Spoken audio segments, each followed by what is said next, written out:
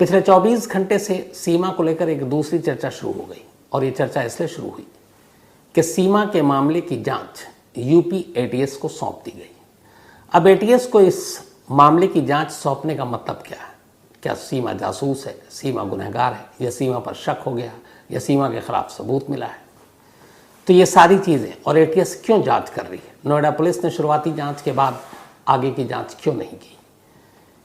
क्या जानना चाहती है एटीएस और क्या कुछ हुआ है अब तक की जांच इंट्रोगेशन में? जो कल भी हुई पूछताछ सीमा से, सचिन से और सचिन के पिता से, आज भी हो रही है। तो ये पूरी कहानी आपके सामने है। अपने स्टेट में अलग अलग पुलिसिंग होती है। अगर मैं यूपी की खास तौर पर बात करूं, क्योंकि मामला इस वक्त सीमा का चल रहा है, तो यूपी में एक तो पुलिस है, डिस्ट्रिक्ट पुलिस, हर शहर की पुलिस, जैसे नोएडा की पुलिस है। इनका अपना एक ज्यूरिसडिक्शन है, नोएडा के बाहर ये जा नहीं सकते किसी भी केस की जांच करने। इसके बाद फिर होती है एक एसटीएफ है, एक एटीएस है, ये दोनों यूपी में है।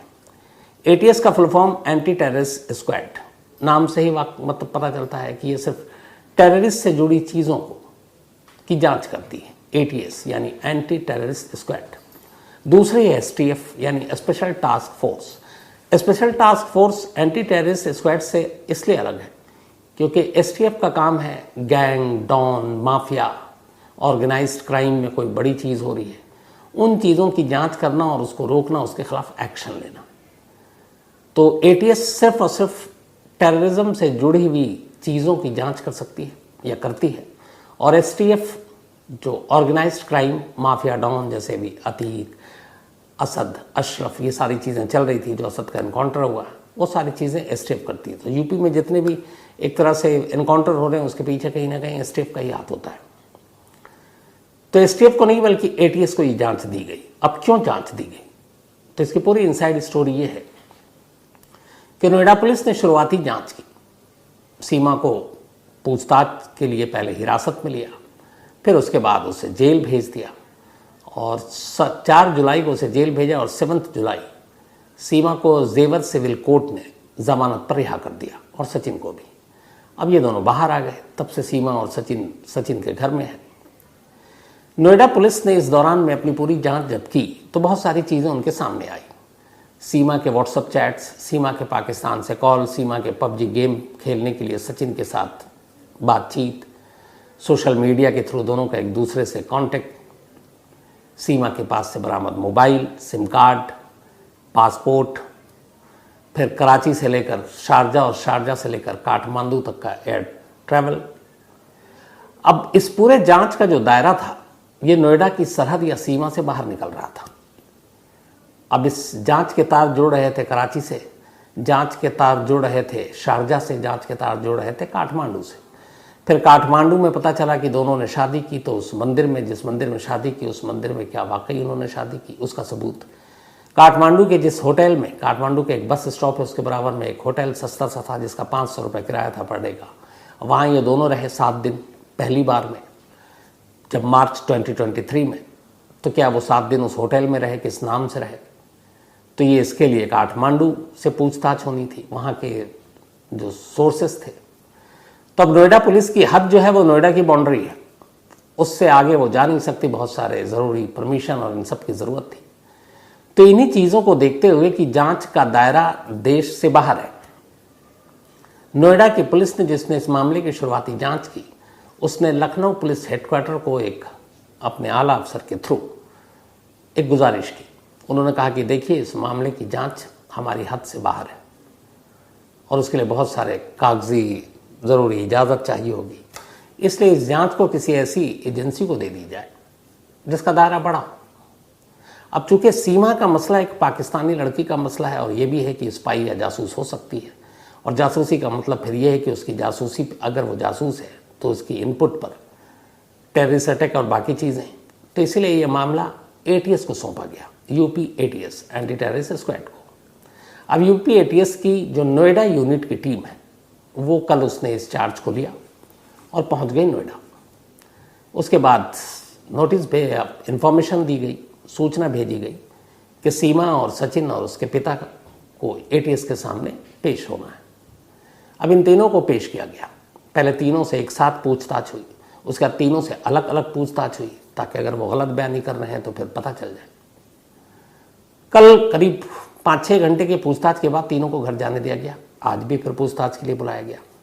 अब सवाल यह है कि नोएडा पुलिस ने शुरुआती सारी तफ्तीश कर ली। नोएडा पुलिस की शुरुआती इन्वेस्टिगेशन के बाद ही एक तरह से जब ये लगा कि ऐसा कोई पुख्ता केस नहीं है, तो जेवर सिविल कोर्ट ने मतलब हैरत अंगेज तौर पर सिर्फ 48 से 72 घंटे के बीच ही जमानत भी दे दी, इस शर्त के साथ कि सीमा और सचिन घर से बाहर नहीं निकलेंगे और यहीं रहेंगे। तो फिर एटीएस अब इस मामले की क्या जांच कर रही है? तो एटीएस को जो जांच करना है उसमें कुछ चीजें हैं। पहली कि ये दोनों काठमांडू में पहुंचे थे। पहली बार सीमा और सचिन की मुलाकात मार्च में हुई थी 2023 में। उन 7 दिनों में ये जिस होटल में रहे उस होटल का सच क्या है, जिस मंदिर में शादी की उस मंदिर में शादी के सबूत क्या है। शारजाह से वो काठमांडू पहुंची अपने 4 बच्चों को लेकर और फिर पहली बार अकेले, तो उसके पासपोर्ट पे वीज़ा, इमिग्रेशन, इन सारी चीज़ों की तफ्तीश करना, ये तो सारी चीज़ें हो गई कि वो सच बोल रही कि झूठ। तो काठमांडू से ये सारे, बल्कि मेरे जो सोर्स हैं उसके हिसाब से शुरुआत में जब नोएडा पुलिस ही जांच कर रही थी तो अपने सोर्स के ज़रिए नेपाल से, काठमांडू से उन्होंने ये सारी इन्फॉर्मेशन मंगा ली थी कि वो किस होटल में रहे थे और किस मंदिर में शादी की थी, और वो लगभग हूबहू वैसे ही था जैसा सीमा और सचिन ने अपने बयान में कहा था। तो उनके बयान मैच कर गए। लेकिन अब पुख्ता तौर पर एटीएस को ये काम सौंपा गया तो वो अपनी फाइनल रिपोर्ट देगी। तो अब एटीएस ये सारी चीज़ें तफ्तीश कर रही है। इसके अलावा जो सीमा से खासतौर पर पूछताछ कर जो सच्चाई पता लगाना है एटीएस को, जिस एक सवाल का जवाब तलाशना है वो ये कि सीमा सच में इश्क की मारी है या जासूस। उसके लिए कई सवाल हैं, सिर्फ इस एक सवाल का जवाब हासिल करने के लिए। तो एटीएस यहाँ जांच कर रही है कि सीमा माशूक है या जासूस। और इसी माशूक और जासूस पर याद आया कि कुकू एफएम के ऑडियो बुक पर ऐसी एक स्टोरी, एक कहानी है। ये कहानी है सहमत खान की, अनसंग वॉरियर सहमत खान। कुकू एफएम के ऑडियो बुक पर आप जाकर सुन सकते हैं। अनसंग वॉरियर सहमत खान, एक भारतीय लड़की, एक हिंदुस्तानी लड़की, जिसने 1971 के इंडो पाक जंग के दौरान ये कैसे फिर लड़ाई के में पाकिस्तान जाती है और जासूसी करती है अपने देश यानी भारत के लिए। न सिर्फ अपने भारत के लिए बल्कि अपने फादर के लिए भी, अपने पिता के लिए भी।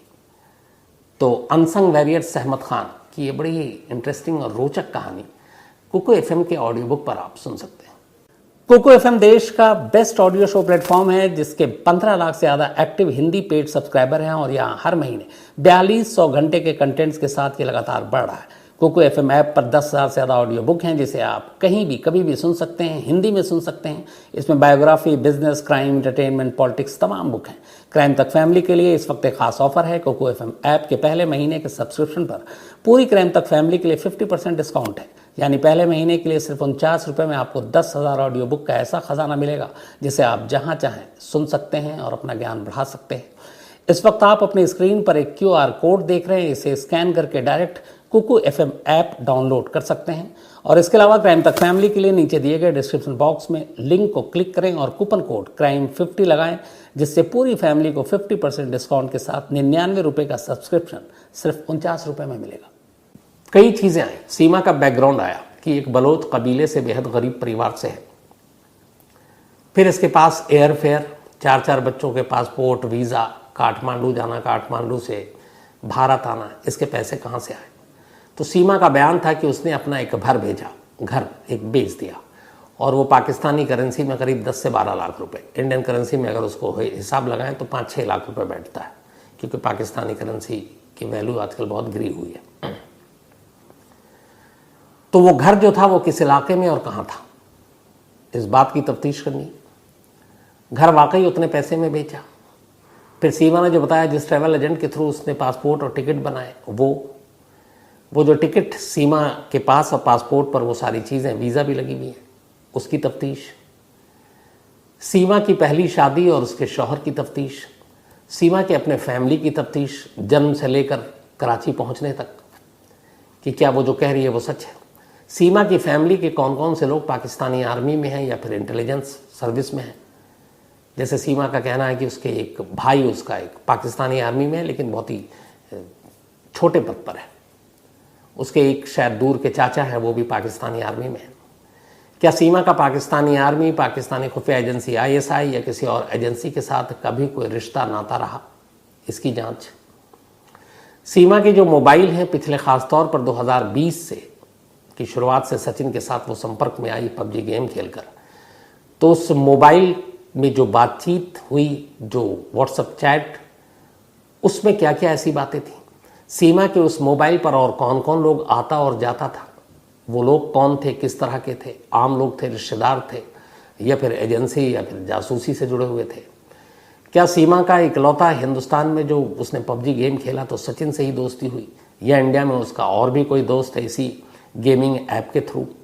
क्या पाकिस्तान में भी सीमा के और बॉयफ्रेंड रहे हैं, ऐसे दोस्त रहे हैं गेमिंग ऐप या सोशल मीडिया के थ्रू? इन चारों बच्चों का सच क्या है जो सीमा लेकर आई? क्योंकि बहुत सारे लोग सवाल उठाते हैं कि सीमा की उम्र और ये 4 बच्चे, तो क्या वाकई उसके चारों बच्चों अपने हैं ये चारों? हालांकि इसके जो चारों बच्चे के अब तक जो सबूत आ रहे हैं वो 3-4 अलग अलग फोरम पर आए हैं। पहला,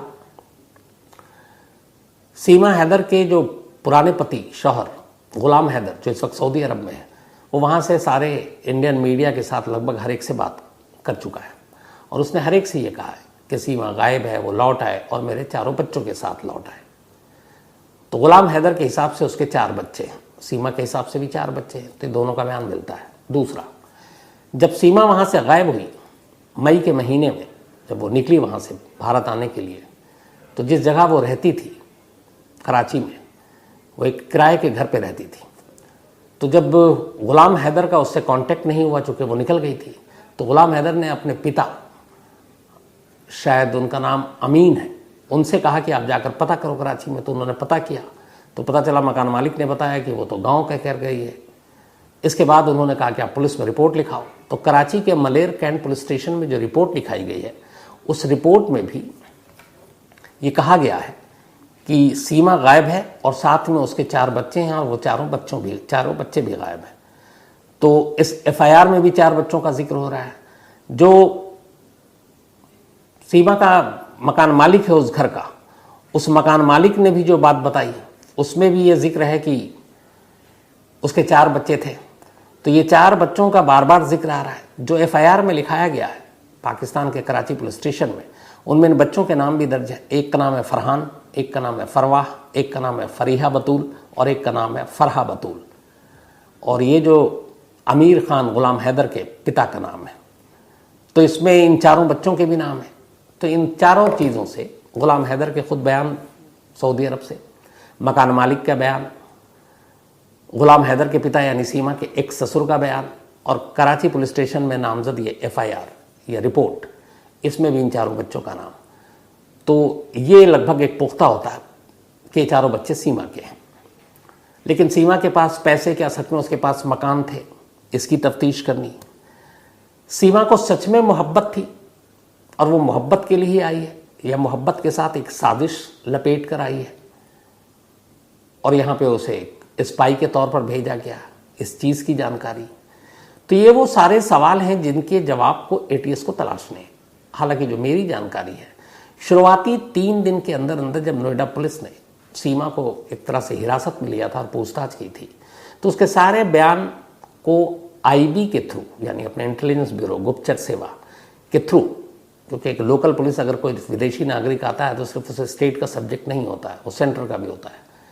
तो कहते हैं कि अपनी जो खुफिया एजेंसी IB के थ्रू सीमा की सारी इन्फॉर्मेशन को शेयर किया गया, उसके पाकिस्तान के पते से लेकर उसके मोबाइल की डिटेल, उसके सोशल मीडिया के अकाउंट्स, उसके गेमिंग ऐप की सारी डिटेल, उसके वहाँ के शनाख्ती कार्ड, ये सारी चीज़ें शेयर की गई। और जो IB है उसने इन सारी चीज़ों की एक तरह से तफ्तीश की और ये IB ही थी जिसके रिपोर्ट पर कि ऐसा कुछ फिलहाल नहीं मिला है कि सीमा पे शक किया जाए कि वो एक जासूस है।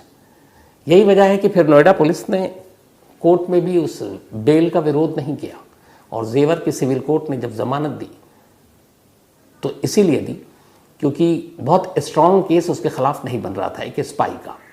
जो ओवरऑल केस बन रहा था वो यही था कि ये इश्क का मामला है, इश्क के चक्कर में चली आई। लेकिन शक इसलिए पैदा होता है कि आज के दौर में क्या कोई इतना सच्चा, इतना गहरा इश्क कर सकता है कि बिना कुछ हुए हुए अपना सब कुछ दांव पर लगाकर, अपना घर बार बेचकर, 4-4 छोटे छोटे बच्चों को लेकर एक अनजाने मुल्क में पहुंच जाए, यूं बिना वीज़ा के। तो ये चीज़ें हैं जो शक पैदा करती हैं, और इतिहास पुराना रहा है कि ऐसे बहुत सारे मामले जासूसी के हुए, तो इसीलिए ये सारी जांच हुई थी। लेकिन जो एटीएस की पूछताछ है, जो नोएडा पुलिस की शुरुआती इन्वेस्टिगेशन है, और जो सेंट्रल गवर्नमेंट की आईबी की जो कहें शुरुआती रिपोर्ट है, वो अब तक यही बता रही है कि ये मामला शायद इश्क की तरफ ही बढ़ रहा है। अब एटीएस को अपनी पूरी जांच करनी है। और अभी तक आपको ये भी बता दूं कि कल और आज दोनों दिन जब एटीएस की टीम ने बुलाया, तो न सीमा को न सचिन को इनको हिरासत में नहीं लिया गया, इनको कस्टडी में नहीं लिया गया, बल्कि सिर्फ इनसे पूछताछ की जा रही, क्योंकि दोनों ऑलरेडी जमानत पर हैं। हाँ, ये बहुत मुमकिन है कि अगर इस पूछताछ के बाद या सीमा के मोबाइल के अंदर से कोई ऐसे राज निकले, उसका लिंक पाकिस्तानी एजेंसी से जुड़े, जासूसी की दुनिया से जुड़े, तो एटीएस ऑफिशियली उसको अरेस्ट कर सकती है। लेकिन फिलहाल अभी तक वो अरेस्ट नहीं है, न हिरासत में है, बल्कि एक सिंपल पूछताछ हो रही है, ताकि एटीएस सीमा के बयान, सीमा के पास से बरामद उसके पासपोर्ट, उसके मोबाइल, उसके ज़रिए उसकी हकीकत को सामने रख सके। और फिर उसके बाद ही एटीएस लखनऊ अपने बॉस को, पुलिस लखनऊ पुलिस हेडक्वार्टर में अपनी रिपोर्ट देगी। फिर वो रिपोर्ट दिल्ली आएगी होम मिनिस्ट्री में, और उस होम मिनिस्ट्री की रिपोर्ट में जो भी होगा वो बताया जाएगा। और उस फाइनल रिपोर्ट के बाद ही फिर होम मिनिस्ट्री या सेंट्रल गवर्नमेंट अपना आखिरी फैसला लेगी सीमा के बारे में कि उसका क्या करें, डिपोर्ट करें, अरेस्ट करें, रहने दें, शादी को मान लें, उसको लॉन्ग टर्म वीज़ा दे दें, उसको नागरिकता दे दें। ये सारी चीज़ें इस एटीएस की फाइनल रिपोर्ट के ऊपर निर्भर करेगा। तो एटीएस अपनी जांच करेगी और एटीएस इसके बाद अपनी रिपोर्ट देगी। इस रिपोर्ट की हल्की सी झलक आपको एटीएस की जांच के फौरन बाद भी मिल सकती है। कैसे, मैं बताता हूँ। एटीएस अपनी जांच कर रही है, पूछताछ कर रही है, 2 दिन हो गए, हो सकता है 2-4 दिन और पूछताछ चले।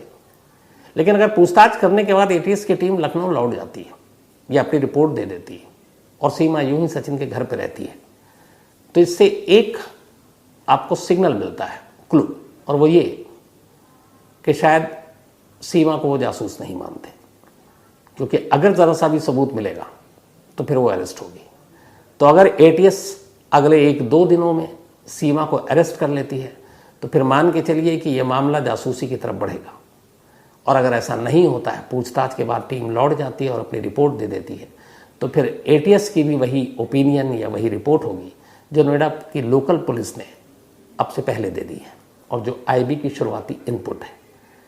तो ये एक आम शब्दों में आपको समझाने के लिए कि अगर एटीएस की टीम अरेस्ट नहीं करती है तो आपको कहानी समझ में आ जाएगी। अरेस्ट करती है तो फिर ये आगे लंबा खींचेगा, फिर कहीं भी कहानी समझ में आ जाएगी। तो क्या कुछ होगा, अब एटीएस की अपनी पूरी जांच पे ये निर्भर करता है। एटीएस की जांच में जो भी सामने आएगा वो आपको बताएंगे। लेकिन हाँ, एटीएस को सिर्फ एक सवाल का जवाब चाहिए, और उस एक सवाल के लिए उसे कई सवालों से गुजरना होगा। वो सवाल यही कि सीमा माशूक है या जासूस है।